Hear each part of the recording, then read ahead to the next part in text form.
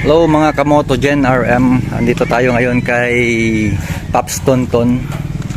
Ayan, busy pa siya at papaayos natin tong ating motor. Ayan, para tignan natin yung mga in-order natin kay Shopee. At ito yung mga papapalitan ko. Inisa-isa ko na lang muna siyang in-order hanggang sa makumpleto ko yung mga kailangan ko. Ayan, nilabas ko na ano.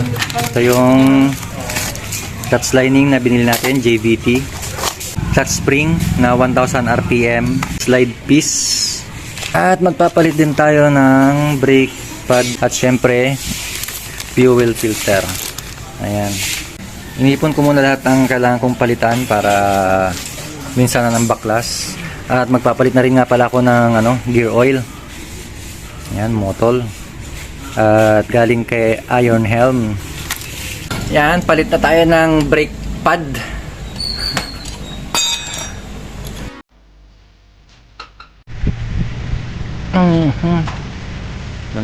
Sobrang nipis na. Buti na lang din na tayo umabot sa bakal to bakal. Makapal pa tong isa. Pero yung compare natin dito, kapal pa.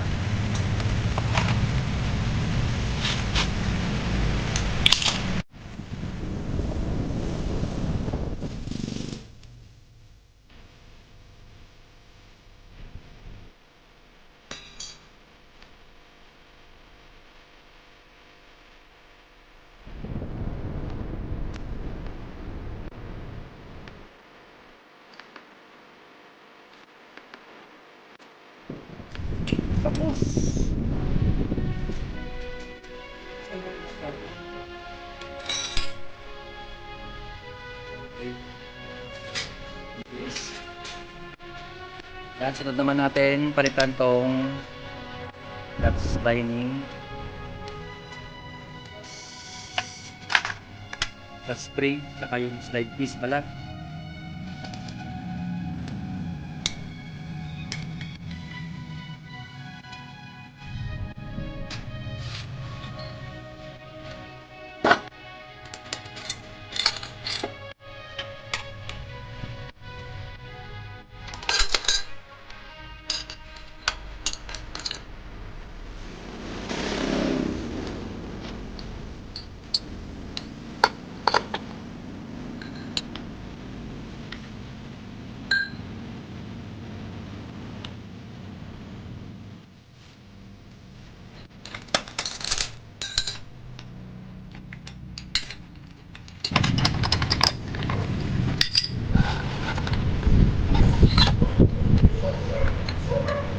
Yung bola natin, yung slide piece na sinabi ko, wala na. May na, may play na siya. Madali na siya matanggal. Yan yung isa sa mga nagpapabibrate. Lakit ng play. Kumusta ang mga bola? Street 15 pa lang yan stock. Saka na, pag endurance na, saka na magpalit.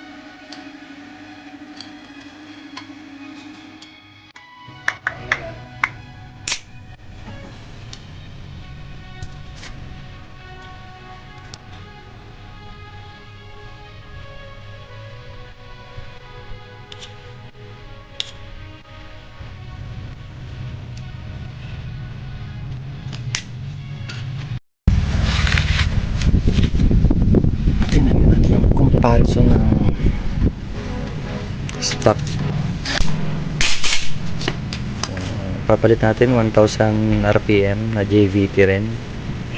Ito yung stock.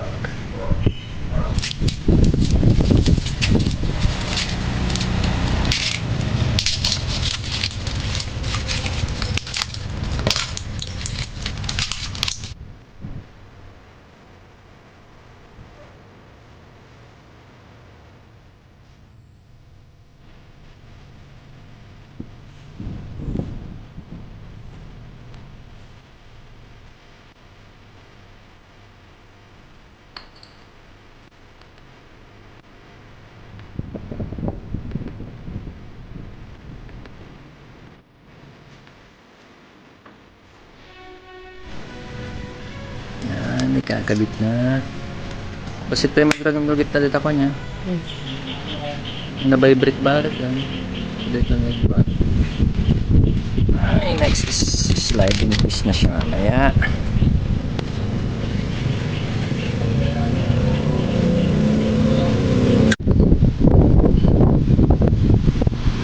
malinis pa yung bell, pero talagang nararamdaman ko na yung musta naman.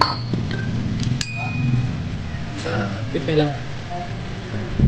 Wala naman akong extra ganyan. 900 yan, 900 RPM yan. Center spring. Hindi na ako order niya. Ayoko na yung mas mataas. Masyado nang mataas ang RPM niya.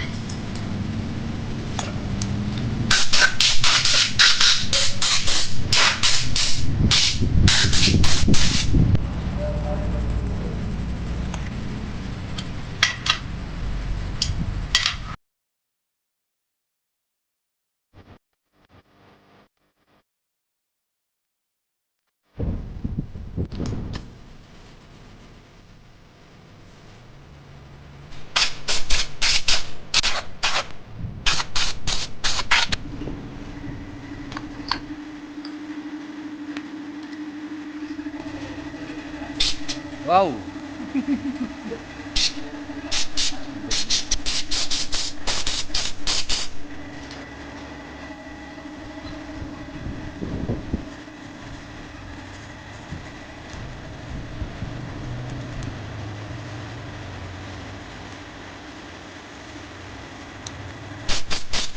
Yan guys, buti na lang dalawa yung slide piece na dumating.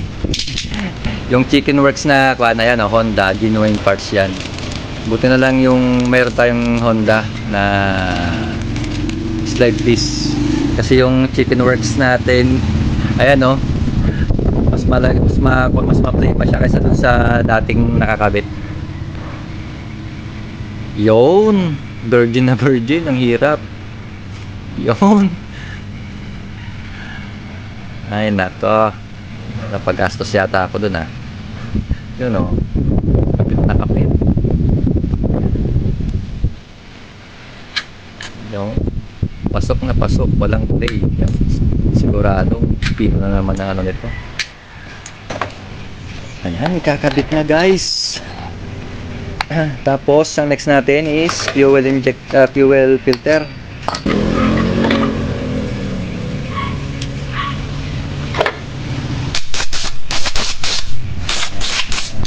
So ito guys kasi dito sa atin sa Infanta napakarami naman ng gumagamit ng Honda Click. So pag may mga nararamdaman kayong dragging or kung ano man, punta lang kayo rito at magsumangguni kay Paps Tonton. Malinis pa. Maayos pa. So hindi naman natin kailangan wow, dumi. Kung mapapanood niya naman yung channel ko, ilang beses na rin ako nagpaayos sa kanya ng kung ano-ano, basta tungkol sa Honda Click. So yung mga iba na tinatamad pumunta sa kasa, dito na lang kayo. May mga gusto kayong tanungin pag sa upgrade, tanong lang kayo sa kanya. Dahil siya yung mekaniko, ako naman kasi hanggang observation lang ako. Minsan ina-analyze ko rin kung paano yung gusto ko talaga, pero more on touring lang kasi yung gusto ko. Ayoko ng mga masyadong malalakas kasi malalakas din yung sa gas. Touring lang, pag endurance, ayoko ng pang drag.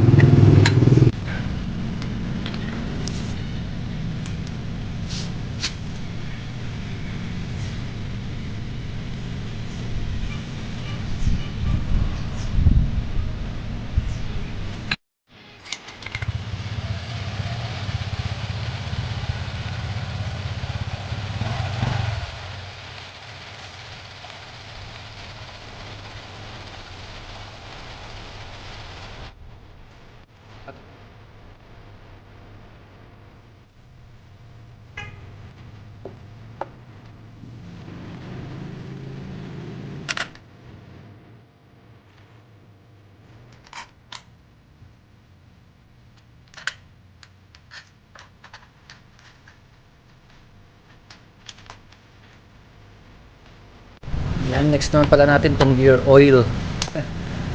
Ang ating gear oil na matagal nang hindi kapapalitan pero hindi na pa. Palito na rin yata. Tagal-tagal na rin hindi napalitan to. 32,000 kilometers. Nung nagpalit ako nasa nasa 10,000 kilometers lang eh. So yan, habang dinidrain yung ating gear oil, dito naman tayo sa may fuel filter.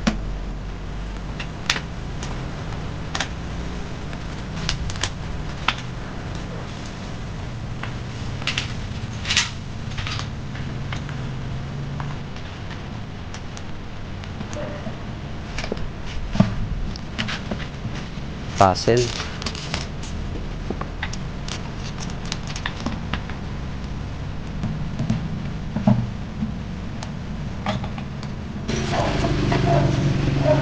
Floater niya. So, dami pang gas pala. Grabe guys, sobrang dumi na siya.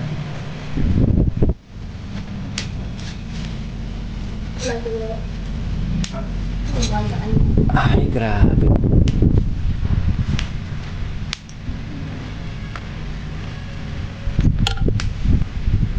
Papalit natin, fresh na fresh.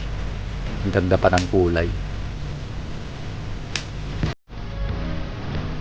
Shout out kay Dasig.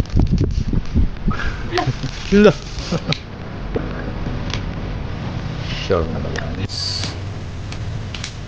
Gaganda naman ang pick up ng ating gasolina. Maganda naman ang flow niyan.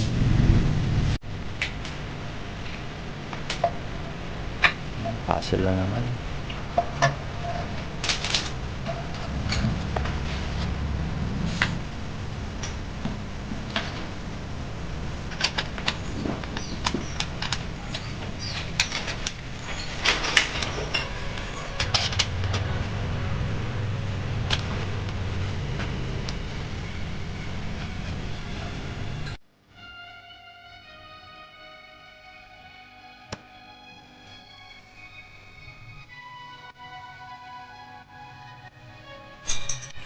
So ayan guys, hanggang dito na lang tapos ng aking motor. Napalitan na lahat yung mga dapat palitan.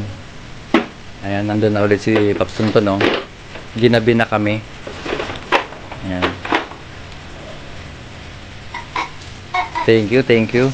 Sa mga may click dito sa Infanta. Ito, dito lang kayo pumunta.